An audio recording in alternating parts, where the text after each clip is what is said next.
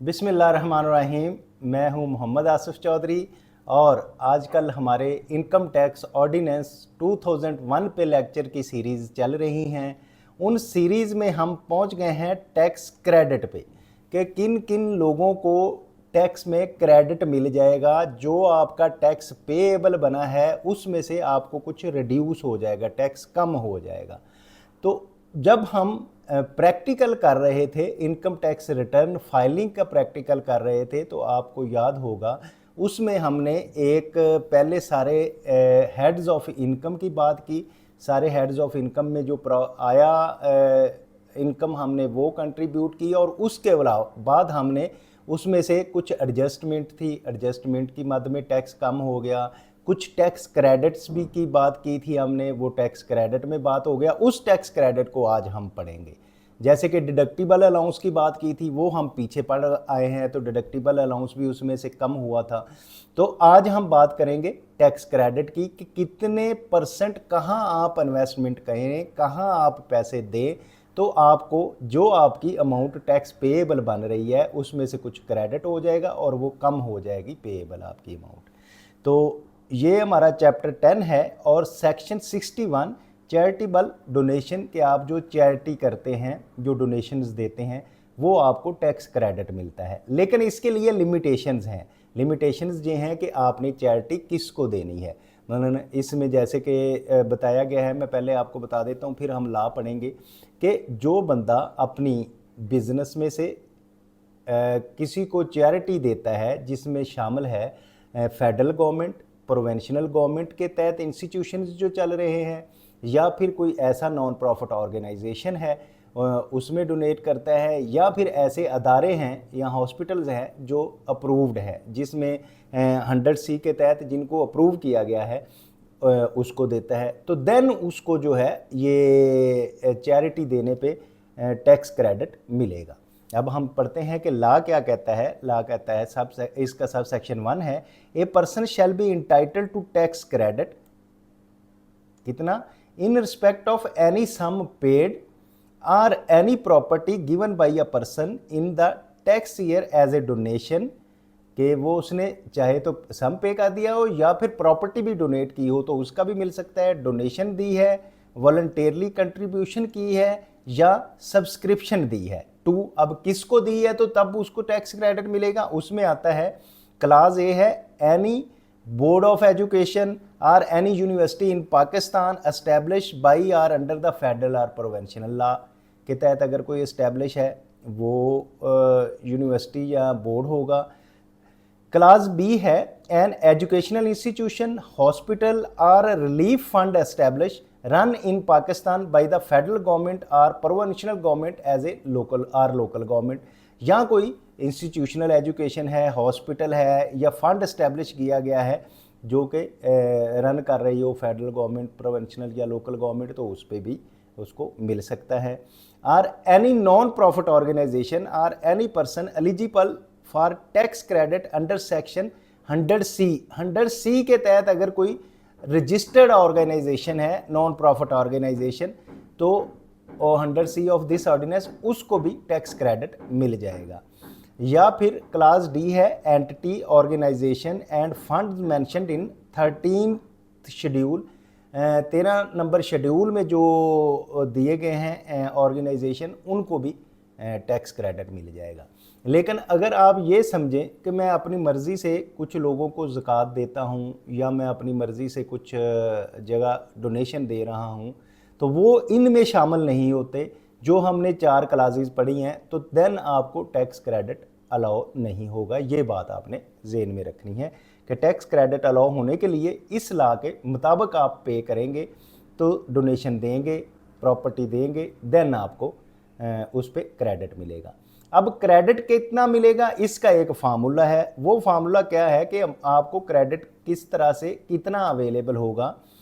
Sub section 2 है, the amount of person's tax credit allowed under sub section 1 for the tax year shall be computed according to the following formula. तो ये formula है जिसके तहत tax compute किया जाएगा।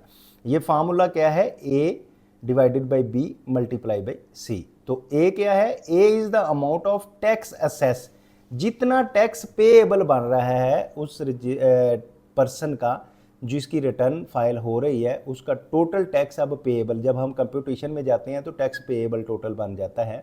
अब उसका टोटल टैक्स पेएबल कितना बन रहा है, असेस कितना हुआ है। पहली बात तो ए वो है to the person for the year before allowance of any tax credit under this part, के किसी भी अलाउंस को देने से पहले पहले की ये बात हो रही है। B is the person taxable income for the tax year, तो जितनी अब टैक्सेबल इनकम है, अब ये भी जेन में रखना है कि एग्जाम्प्ट इनकम इसमें नहीं काउंट करनी, सिर्फ टैक्सेबल इनकम है। तो क्या होगा, total tax assess divided by taxable income multiply by C है। तो सी क्या है, सी इज़ द लेसर। ये नीचे कुछ क्लासेस दी हुई हैं कि जो इनमें से लेस होगा, यानी कि जो 2 3 4 चीज़ें दी हुई हैं, तो उसमें जिसमें लेस कैलकुलेशन होगी वो करेंगे। जैसे कि क्लास ए में है the total amount of person's donation referred in subsection 1 in the year including the fair market value and the property given। एक तो ये होगा कि जितनी हमने उसको टोटल डोनेशन दे दी, आपने टोटल जो डोनेशन दे दी या कोई प्रॉपर्टी दे दी, तो उसकी जो फेयर मार्केट वैल्यू है वो आप जो है उसको सी में लिख लेंगे। एक तो बात ये हो गई।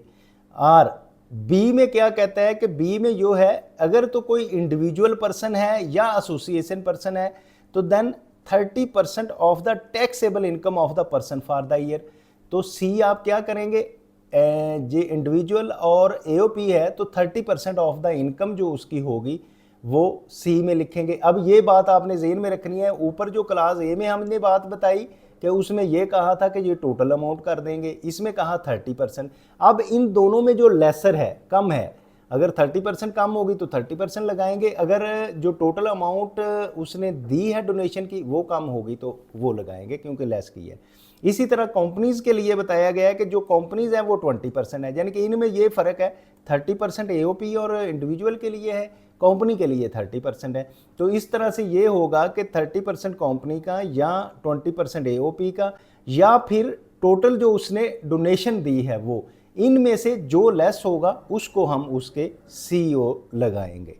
तो एक इसमें प्रोवाइजो भी दिया गया है, provided that very any sum is paid और any property is given and associated by a donor class B of component C shall be in the case of an individual or association person 15% of the taxable income of the person for the year। तो जो उसने दी है तो ये है कि individual और association के लिए 15% होगी और कंपनी के लिए 10% फॉर द टैक्स ईयर होगी। जबकि प्रोवाइजो है कि सम is paid of and property given in associate by a donor, जो क्लास बी का हमने डोनर की बात की है, और कंपोनेंट सी जो है वो करने के लिए ये फिगर हम ऐड करेंगे। इसका सब सेक्शन 3 है, for the purpose of class A of component C और the formula of sub section 2 the fair value fair market value of any property given shall be determine at the time of given, कि जब वो आपने donation दे दी और donation देते हुए उसकी जो फेयर मार्केट वैल्यू, मतलब एक प्लॉट आपने दिया, कि जैसे कि हम बात करें बहरिया टाउन में जो प्लाट है तो उसकी कीमत जो डीसी रेट है उसका, या जिस पे टैक्स कैलकुलेट होता है, वो है 13 लाख रुपए 10 मरला का पर मरला, मैंने 1 करोड़ 30 लाख है डीसी रेट। अगर फेयर मार्केट वैल्यू में जाएं तो कुछ एरियाज़ में तो 2 करोड़ तक है और कुछ एरिया में 1 करोड़ उससे कम भी है, और तो फेयर मार्केट वैल्यू में इसमें फ़र्क आता है डीसी रेट में। लेकिन कहते हैं कि जब डोनेशन आपने देनी है उसको, उस वक्त जो उसकी फेयर मार्केट वैल्यू होगी वो आप उसमें काउंट करेंगे सी के लिए। सब सेक्शन 4 है, a cash amount paid by a person as a donation shall be taken into the account under class A of component C of sub section 2 only it was paid by a cross cheque and drawn on the bank account. अब ये भी बात है कि इसमें शर्त है कि अगर आप कैश अमाउंट देंगे तो वो नहीं होगा, आपने क्रॉस चेक अमाउंट से देनी है। अगर डोनेशन कैश से देंगे तो वो आपकी कंसीडर नहीं होगी, लेकिन अगर आप जो डोनेशन दे रहे हैं, जो डोनेशन आप अगर क्रॉस चेक से देंगे देन वो इसकी कंसीडर होगी, अदरवाइज नहीं होगी। इसी तरह सब सेक्शन 5 है, the board may make a rule and regulation procedure for grant and approval of सब सेक्शन सी ऑफ क्लास 36 ऑफ द सेक्शन 2। 36 में हमने पढ़ा था क्लास में सेक्शन 2 की कि any other matter connected with the incident or operation of this section के लिए कुछ चेंजेस कर सकता है। बोर्ड के पास रूल बनाने की पावर है, बोर्ड रूल्स बना सकता है, बोर्ड कह सकता है, तो उसके मुताबिक उसको बनाया जाएगा। अब इसमें सीज लेस, सॉरी ये तो आ गया उसका, ये हो गया सेक्शन 61 हमारा कंप्लीट हो गया। अब आएंगे सेक्शन 63। सेक्शन 63 है contribution to an approved pension fund. अगर कोई अप्रूव्ड पेंशन फंड है उसमें कोई कंट्रीब्यूशन करता है, चाहे वो सैलरी पर्सन है, तो उसको किस तरह से इसमें कंसेशन दी जाएगी, ये सेक्शन 63 में हम पढ़ेंगे। An eligible person as defined in sub section 19A of section 2 driving income chargeable to tax under the head salary. अब एक चीज़ इसमें आपको नोट करनी है कि पहले हम जो पढ़ रहे थे, जो जितने भी क्रेडिट थे, डिडक्टिबल अलाउंस थे, जो कुछ भी मिल रहा था वो सिर्फ इनकम फ्रॉम बिजनेस पे मिल रहा था, सैलरी में वो एक्सक्लूड कर रहे थे हर जगह। लेकिन अब ये जो कंट्रीब्यूशन अप्रूव्ड पेंशन फंड में है, इसमें उन्होंने सैलरी और इनकम फ्रॉम बिजनेस दोनों को बराबर ट्रीट किया है कि अगर सैलरी वाला भी कंट्रीब्यूट करता है तो उसको भी इसमें मिलेगी टैक्स क्रेडिट, अगर इनकम फ्रॉम बिजनेस वाला कर रहा है तो उसको भी टैक्स क्रेडिट मिलेगा। Shall be entitle to tax credit for कितने का होगा, tax year in respect of any contribution or premium paid in the year for the person's approved pension fund under the voluntarily pension rules 2005। अब इसमें एक चीज़ तो ये note करने वाली है कि अप्रूव्ड पेंशन फंड होना चाहिए, वो कमिश्नर से अप्रूव हो तो उसमें कंट्रीब्यूशन करे, और दूसरा जो है वॉलंटरली पेंशन सिस्टम रूल्स 2005 के तहत वो फंड कायम किया गया हो, उस फंड में अगर कंट्रीब्यूशन करेगा तो देन उसको टैक्स क्रेडिट मिलेगा, अदरवाइज नहीं मिलेगा।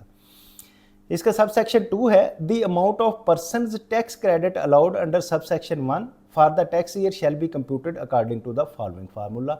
तो उसका अब फार्मूला भी बता दिया गया कि कैसे इसको कंट्रीब्यूट करना है। जैसे कि हमने पहले डोनेशन का किया था, तो डोनेशन में भी ये था A divided by B multiply C, इसमें भी इसी तरह है A divided by B multiply C। तो A और B तो आई थिंक सेम रहेंगे, हम इसको पढ़ते हैं, और C जो है उसमें थोड़ी चेंज आएगी। A क्या है, A is the amount of tax assessed, यानी कि A तो जैसे डोनेशन में भी इसी तरह था, टैक्स असेसमेंट जो हुई टैक्स की, जितना टोटल टैक्स कैलकुलेट हुआ वही होगा। और for the person for the tax year before allowance of any tax, यानी कि कोई भी क्रेडिट देने से पहले पहले का जो टैक्स असेस हुआ है उसकी बात हो रही है। B is the person taxable income, तो B भी पहले की तरह टैक्सेबल इनकम वही चीज़ रही। और C जो है इसमें भी सेम पोजीशन आ गई कि वो उसमें लेसर होगा। अब जो हम नीचे चीज़ें पढ़ेंगे इनमें से जो कम होगा उसको हम C ट्रीट करेंगे। तो वो कम क्या है, क्या चीज़ें ला कहता है इसमें, the total contribution or premium refer to sub section 1 paid by the person in the tax year. एक तो ये है कि वो पेंशन फंड में टोटल कंट्रीब्यूट कर दिया किसी ने, वो जितना कंट्रीब्यूट किया एक तो हम उसको कंसिडर करेंगे। दूसरा क्या करेंगे, 20% of the eligible persons taxable income दूसरा है। अब इसमें हमने ये ज़हन में रखना है कि इनमें जो लेसर होगा वो हम करेंगे। 20% of the eligible persons taxable income, जिसमें सैलरीड पर्सन भी आ सकता है जो पेंशन अप्रूव्ड फंड का हिस्सा है, अप्रूव है, और या इनकम फ्रॉम बिजनेस भी आ सकती है, वो पर्सन भी आ सकता है जो इनकम फ्रॉम बिजनेस कर रहा है, तो उसका क्या होगा 20% वो कंट्रीब्यूट करेगा। For the relevant tax year provided that an eligible person joining the pension fund at the age of 41 year, कि जो अब पहले तो शुरू से ज्वाइन करता है या फिर आके ज्वाइन करता है 41 ईयर पे or above during the first 10 year starting from July. अच्छा, एक चीज़ इसमें यह है कि इसमें जितने भी बताए गए हैं ये रूल्स थोड़े पुराने हैं, हम इससे आगे निकले हैं क्योंकि हम जा रहे हैं 25 में 2025 का साल हम पढ़ रहे हैं, लेकिन इसमें बताया गया कि इस ईयर से इस ईयर तक जो है वो हैं, तो इसमें कुछ चीज़ें पुरानी भी हैं वो, लेकिन क्योंकि लॉ में अब दी गई हैं तो हम उसको पढ़ लेते हैं, अदरवाइज़ ये आगे शायद इस पर लागू ना हो। तो उसमें क्या है कि for the 10 year starting from जुलाई 2006, अब जुलाई 2006 से 10 ईयर में आप आएंगे तो 2016 में वो काम ख़त्म हो जाएगा। Shall be allowed additional contribution 2% per annum for each year as exceeding the 40 year से जैसे जैसे वो एक्सीड करता जाएगा उसका 2% इंक्रीज करता जाएगा, provided further that the total contribution allowed for such person not exceeding 50%।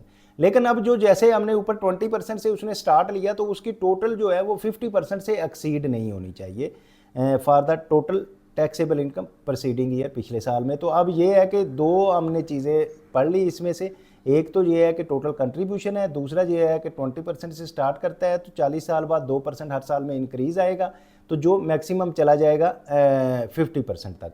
तो इसमें एक प्रोवाइजो दिया गया है, provided also that additional contribution of 2% per annum for each year as of exceeding 40 year shall be allowed up to 30 June 2019। जो मैंने बात आपको बताई थी कि 2019 तक अलाउड हुआ है, तो इसका मतलब है वो पीछे पीछे के लिए ये बात थी। Subject to condition that the total contribution allowed of such person shall not exceed 30% for the total taxable income for the proceeding year. तो इसके लिए जो है वो 30% से इंक्रीज़ नहीं करेगी।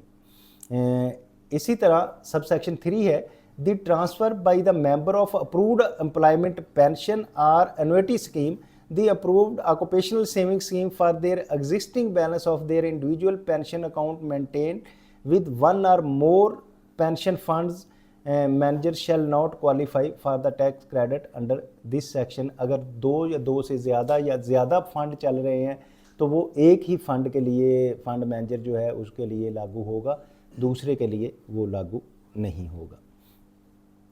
इसी तरह सब सेक्शन 64B है, credit for the employment generation by a manufacturer. ये एक बड़ी अच्छी स्कीम थी कि हम इनकरेज करें मैन्युफैक्चरर्स को कि ज़्यादा मैन्युफैक्चरर अपनी इंडस्ट्री लगाएं, इस्टेब्लिश करें, कंपनियां लगाएं और वो एम्प्लॉयमेंट मिले लोगों को।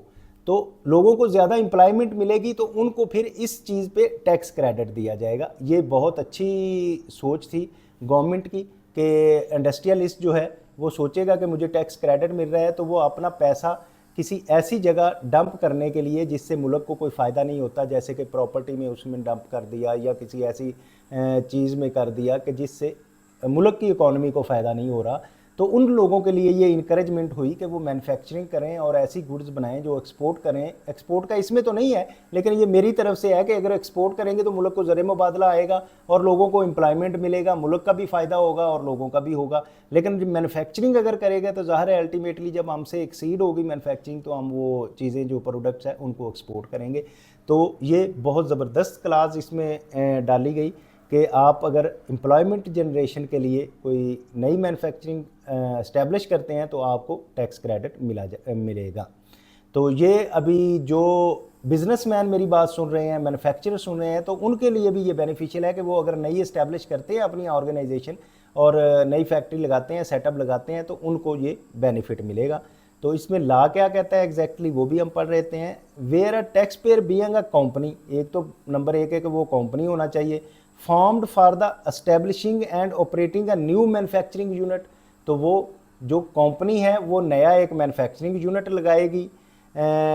Setup a new manufacturing unit between 1st day of July 2015 to 30th day of July 2019। यानी कि इसका जो है ना वो भी मैंने जैसे बताया कि मोस्टली चीज़ें जो टाइम पीरियड इसका गुजर चुका है, अगर ऐसे इसने किया होगा। Both day inclusive shall be given a tax credit for the period of 10 year. तो मसलन अगर किसी ने लगाई है 2019 में तो अभी 2029 तक का उसका टैक्स क्रेडिट का पीरियड चल रहा है, तो उसको टैक्स क्रेडिट उतना मिल जाएगा। तो उसके लिए एक तो ये बात हो गई कि कोई कंपनी एस्टेब्लिश करे इस पीरियड के दौरान उसको 10 साल के लिए टैक्स क्रेडिट मिलेगा। सबसेक्शन 2 क्या है, the tax credit under subsection 1 for the tax year shall be equal to the 2% of the tax payable for every 50 employee, के हर जो 50 एम्प्लाई होंगे, अगर एक मैन्युफैक्चरिंग में 50 एम्प्लाई करते हैं तो उसका जो टैक्स पेएबल होगा उसमें 2% उसको टैक्स क्रेडिट मिलेगा विद द, अच्छा ये जो एम्प्लाई होंगे 50 वो जो हैं employees old age benefit institution for employees social security में भी रजिस्टर्ड होने चाहिए। ये बात ज़हन में रखनी है। For the provincial government during the tax year subject to the maximum for 10% of the tax payable. तो अब ये है कि 50 एक पे हो गए, फिर मतलब किसी के पास अगर 500 है तो हर 50 पे उसे 2% मिलता जाएगा। तो जब 250 पे चले जाएंगे तो वो 10% तक हो जाएगा। तो मैक्सिमम जो उसको टैक्स क्रेडिट मिलेगा वो 10% तक उसको टैक्स क्रेडिट मिलेगा। तो अब सब सेक्शन 3 में बताया गया है कि कब एडमिजिबल होगा, किन लोगों को सिर्फ मिल सकेगा। Tax credit under this section shall be admissible where companies incorporated and manufacturing unit and set up between the first day of July 2015 to 30th day of June 2018 board day inclusive के। एक तो ये बात है कि इस period के दौरान वो सेटअप लगाया गया हो, मैन्युफैक्चरिंग की गई हो। दूसरा क्या है कि जो एम्प्लॉइज मोर देन 50 एम्प्लॉई होंगे टैक्स ईयर में रजिस्टर्ड विद द होने चाहिए employee old age benefit institution के साथ and employees social security institution provincial government के साथ वो रजिस्टर्ड होने चाहिए। और थर्ड क्लास सी क्लास ये है कि manufacturing unit is manage by a company, और वो कंपनी होनी चाहिए, ठीक है। Form for the operating at the said manufacturing unit registered under the companies act 2017 के तहत वो रजिस्टर्ड कंपनी होनी चाहिए। एंड क्लास डी है manufacturing unit is not establish by splitting up or reconstitution or undertaking already exist and transfer of the machinery and plant. कि कोई ऐसा नहीं होना चाहिए कि एक जगह फैक्ट्री लगी हुई थी, आप समझे कि अब टैक्स क्रेडिट मुझे मिल रहा है तो इस फैक्ट्री को उखाड़ा और किसी दूसरी जगह जाके लगा दिया। ऐसे नहीं होना चाहिए। वो जो फैक्ट्री होगी वो न्यू सेटअप होगा, नई एस्टेब्लिशमेंट होगी। इसमें 4 चीज़ें अब जो जिनको मिलनी है ये ज़हन में रख ले। पहली बात तो ये है कि वो प्राइवेट लिमिटेड कंपनी हो। दूसरी बात ये है कि मोर देन 50 जब उसके एम्प्लॉई होंगे वो एम्प्लॉइज ओल्ड एज बेनिफिट में रजिस्टर्ड हों। तीसरी बात ये है कि वो जून 2015 से लेके जून 18 तक रजिस्टर्ड हो। और आखिरी बात जिसमें यह है कि वो मशीनरी नया सेटअप होना चाहिए, उसमें यह नहीं कि टैक्स क्रेडिट लेने के लिए पुराने को नए में कन्वर्ट कर दिया जाए, ऐसे नहीं होगा। अब इसका सब सेक्शन 4 है where any credit is allowed under this section and subsequently it is discovered on the basis of document otherwise by the commissioner that. कि ये बात इसमें ये बताई गई है ऑर्डिनेंस में कि अगर कमिश्नर ने ये बात डिटेक्ट कर ली ऑडिट के दौरान कि ये जो आपने चीज़ें बताई हैं ये पूरी नहीं हैं और इसमें आपने कहीं घपला किया है, जो चीज़ें हैं वो एज फॉलो नहीं किया गया लॉ को, तो देन वो अमाउंट जो है वो रिकवरेबल होगी, आपसे वो डिटेक्शन की जाएगी। Where any credit is allowed under this section and subsequently discovered on the basis of document otherwise by the commissioner or any condition specified in this section where not fulfil the credit originally allowed shall be deemed to have been wrongly allowed, उसको wrongly allowed कहा जाएगा। और वो and the commissioner may notwithstanding anything contained in this ordinance recompute the tax payable by the taxpayer for the relevant tax year and provision of this ordinance shall so far as may be apply accordingly। तो वो उसको recovery देनी पड़ेगी अगर उसने इसमें कुछ गलत बयानी की है। सबसेक्शन 5 है For the purpose of this section, manufacturing unit shall be treated to have been set up on the date on which manufacturing unit is ready to go into production। तो उसको डेट सेटअप की हम कौन सी consider करेंगे, जिस दिन ये manufacturing के लिए चालू हो गया और उस पर प्रोडक्शन स्टार्ट हो गई। वेयर ट्रायल प्रोडक्शन और कंप्लीट प्रोडक्शन जिस दिन स्टार्ट हो जाएगी वो हम करेंगे। तो ये था हमारा टैक्स क्रेडिट किन किन को मिलता है और मैन्युफैक्चरर जो एम्प्लॉयमेंट क्रिएट करते हैं उनको किस तरह से टैक्स क्रेडिट दिया जाता है, जो कि 2% से स्टार्ट होगा और 10% तक जाएगा। तो उम्मीद है कि ये आप बहुत अच्छी तरह समझे होंगे और इसको आप समझ के दूसरों को लाइक भी कर रहे होंगे, शेयर भी कर रहे होंगे और सब्सक्राइब भी कर रहे होंगे। हाँ, अगर आपको कोई प्रॉब्लम आ रही है तो आप कमेंट बॉक्स में कमेंट करें, उसका आपको रिप्लाई दिया जाएगा। Thank you very much, have a nice day.